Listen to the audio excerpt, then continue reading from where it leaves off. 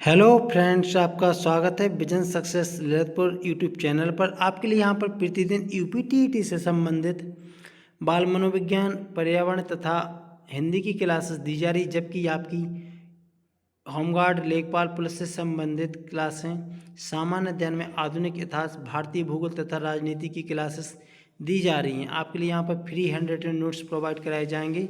आप लोगों के लिए यहाँ पर चैनल के नीचे लिंक शेयर कर देंगे टेलीग्राम की, जिसके माध्यम से आप पीडीएफ फ्री प्राप्त कर सकते हैं। आइए चलते हैं हम अपनी क्लास की ओर। भारतीय ध्वज में भगवा या केसरिया रंग किसका प्रतीक होता है? तो भारतीय ध्वज में जो भगवा या केसरिया रंग होता है वह त्याग या निस्वार्थ का प्रतीक होता है, यानी त्याग और निस्वार्थ का प्रतीक होता है। मध्य रंग में सफ़ेद रंग किसका प्रतीक होता है? तो मध्य रंग में सफ़ेद रंग सच्चे पथ पर चलने, अच्छे आचरण का प्रतीक होता है। हरा रंग किसका प्रतीक होता है? हरा रंग मिट्टी, वनस्पतियों के साथ पर्यावरण के प्रति प्रेम भाव, वनस्पति जीव जंतुओं की रक्षा आदि से संबंधित होता है। मुख्य होता है फसल, कृषि, मिट्टी की उर्वरता से संबंधित होता है। अशोक चक्र धर्म चक्र का प्रतीक है। चक्र प्रगति का प्रतीक होता है। अशोक चक्र जो होता है वह धर्मराज का प्रतीक है और चक्र प्रगति का प्रतीक होता है। भारतीय ध्वज तिरंगा में कितने रंग हैं? तो 3 रंगों में विभाजित है। ध्वज की लंबाई चौड़ाई का अनुपात, यह प्रश्न कई पेपर में बार बार पूछा जाता है, रिपीटेड होता है, तो आप लोगों को यह प्रश्न बहुत अच्छे तरीके से याद रखना है कि ध्वज की लंबाई और चौड़ाई का अनुपात होता है, वह अनुपात होता है 3:2।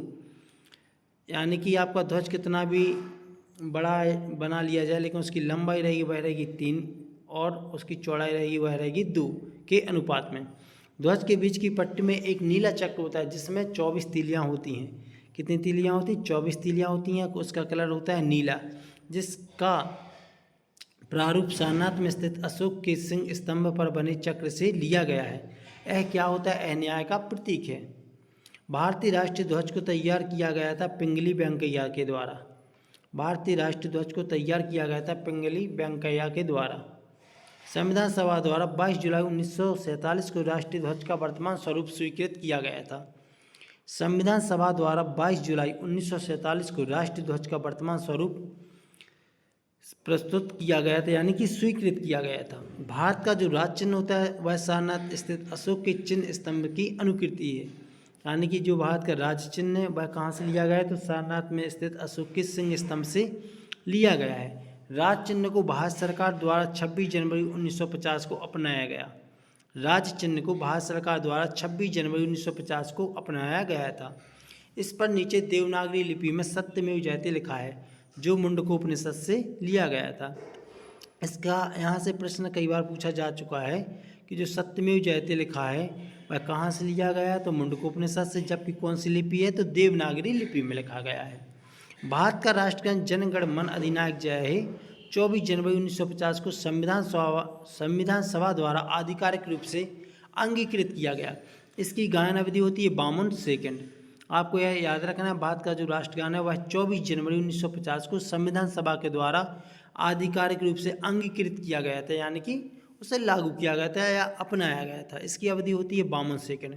27 दिसंबर 1911 को भारतीय राष्ट्रीय कांग्रेस के कलकत्ता अधिवेशन में राष्ट्रगान को पहली बार गाया गया था। यह प्रश्न कई बार पूछा जाता है कि सर्वप्रथम कहाँ पर किस अधिवेशन में राष्ट्रगान को गाया गया था? तो आपको याद रखना है कलकत्ता अधिवेशन में राष्ट्रगान को गाया गया था 1911 के। वंदे मातरम वर्ष 1950 में भारतीय राष्ट्रगीत के रूप में अंगीकृत किया गया। राष्ट्रगान अपना जनगण मन अधिनायक जय है, जबकि राष्ट्रगीत पूछा जाए तो वंदे मातरम। अलग अलग रचयिता हैं। राष्ट्रगीत के रचयिता हैं बंकिम चंद्र चटर्जी, जबकि राष्ट्रगान के रविन्द्रनाथ टैगोर जी। यह प्रश्न भी कई बार पूछा जाता है कि जो राष्ट्रीय गीत है वंदे मातरम किसके द्वारा लिखित है? तो बंकिम चंद्र चटर्जी द्वारा लिखित है। उपन्यास कहाँ से? आनंद मठ से लिया गया है। इसका वर्णन कहाँ पे मिलता है? इसका लिखित वर्णन मिलता है उपन्यास आनंद मठ में मिलता है राष्ट्रगीत का। इसे सन 1896 में राष्ट्रीय कांग्रेस के अधिवेशन में यह भी कहाँ हुआ था? कलकत्ता में पहली बार गाया गया था। राष्ट्रगीत 1896 में राष्ट्रीय कांग्रेस की अधिवेशन कलकत्ता में गाया गया था। 24 जनवरी 1950 को अपनाया गया तथा 1896 कलकत्ता अधिवेशन में सर्वप्रथम गाया गया था। आइए आगे चलते हैं अगले पॉइंट पर। भारत का राष्ट्रीय कैलेंडर शक संवत पर आधारित होता है। 22 मार्च 1957 को अपनाया गया था। यह प्रश्न पूछा जाता है कि जो भारत का जो राष्ट्रीय कैलेंडर है वह शक संवत पर आधारित जो 22 मार्च 1957 को अपनाया गया था। चैत्र मास से इसकी शुरुआत होती है और इसका अंतिम माह होता है फाल्गुन, जिसे हम आम भाषा में बोलते हैं फागुन। चैत्र मास से इसकी शुरुआत होती है और अंतिम माह होता है फाल्गुन। इसे ग्रेगोरियन कैलेंडर के साथ अपनाया गया था। यह भी प्रश्न पूछा जाता है, तो आपको याद रखना है ग्रेगोरियन कैलेंडर। गंगा की डॉल्फिन क्या है? गंगा की डॉल्फिन यानी कि जो गंगा नदी है उसमें पाई जाती है, उसको हम क्या बोलते हैं? गंगा डॉल्फिन। वैज्ञानिक नाम है प्लेटानिस्टा गैंगोटिका, याद रखना है आपको, पूछा जाता है। भारत का राष्ट्रीय जलीय जीव के रूप में से स्वीकार किया गया था। भारतीय मोर, इसका वैज्ञानिक नाम है पावोकेस्टेटस। भारतीय मोर वैज्ञानिक नाम है पावोकेस्टेटस को भारत का राष्ट्रीय पक्षी, तथा बाघ का वैज्ञानिक नाम है पैंथेरा टाइग्रिस को भारत का राष्ट्रीय पशु के रूप में। जबकि भारत सरकार द्वारा स्वाधीनता दिवस वाले कुछ महत्वपूर्ण त्यौहार हैं, जैसे गणतंत्र दिवस, 26 जनवरी स्वाधीनता दिवस हम लोग मनाते हैं 15 अगस्त के दिन, और गांधी जयंती 2 अक्टूबर, ये हमारे क्या है? राष्ट्रीय दिवस के रूप में स्वीकार किए गए हैं। राष्ट्रीय पुष्प कमल, राष्ट्रीय फल आम, राष्ट्रीय वृक्ष बरगद आदि को मान्यता दी गई है। राष्ट्रीय पुष्प कमल का वैज्ञानिक नाम है नेलम्बू न्यूसिफेरा, भारतीय संस्कृति का प्रतीक है। जबकि राष्ट्रीय पक्षी मोर का वैज्ञानिक नाम है पावोकेस्टेटस। भारतीय राष्ट्रीय ध्वज के प्रारूप को किस दिन स्वीकार किया गया था? तो आपको ये याद रखना है 22 जुलाई 1947 को। भारत की संविधान सभा ने राष्ट्रीय ध्वज को सर्वप्रथम कब स्वीकार किया गया था? 22 जुलाई 1947 को। चैत्र माह की शुरुआत 20 मार्च को थी। यदि लीप वर्ष पड़ता है तो 21 मार्च से होती है। बाघ की संरक्षण सुरक्षा हेतु 1973 में बाघ परियोजना प्रारंभ की गई थी। यह आपकी राजनीति शास्त्र का यह टॉपिक था, राष्ट्रीय प्रतीक।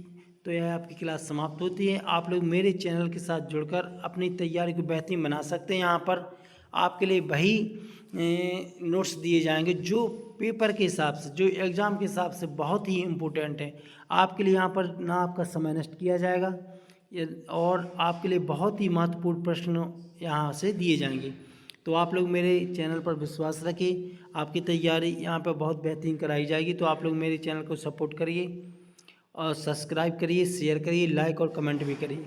आप लोगों के साथ मैं भी तैयारी करता रहता हूं, तो आप लोग भी मेरे साथ जुड़ के तैयारी कर सकते हैं। जल्दी आपके लिए होमगार्ड के प्रैक्टिस सेट प्रोवाइड कराए जाएंगे। थैंक यू, धन्यवाद।